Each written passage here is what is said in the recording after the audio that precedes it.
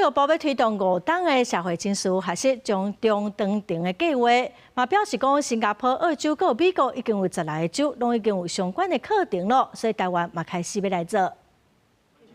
让12年，全国教育局处长会议，搁一届去嘉义市办理，市长黄敏惠伫风灾复原的浪棚参加开幕式，伊嘛奉号出是教育市长，伊讲教育是现处是上困难的工课。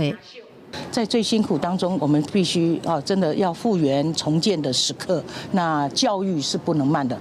所谓科技带来便利，不过嘛造成学生的注意力甲心理健康的挑战。师生之间、学生之间的关系紧张要安怎？教育部宣布114年至118年推动社会情绪学习中等程的计划。 能够透过理解、觉察自己的情绪，能够有一个更好的自我管理，也同时能够觉察到他人的一个情绪，能够有一些同理心。所有的这些人际处理，包括生活日常的，包括学习上，都能够让那个品质更好。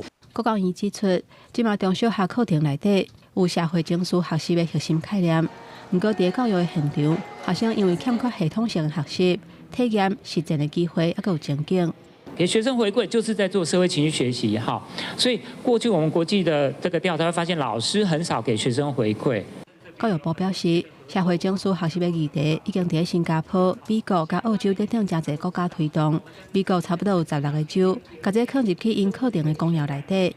最近这几年，各县市透过专案推动，邀请去局处长的会议来分享。其中一个重点是大人都要互囡仔有样看样，为校长到老师，嘛当学会晓观察情绪。若发现家己有做唔对的，嘛赶快爱甲学生回实例。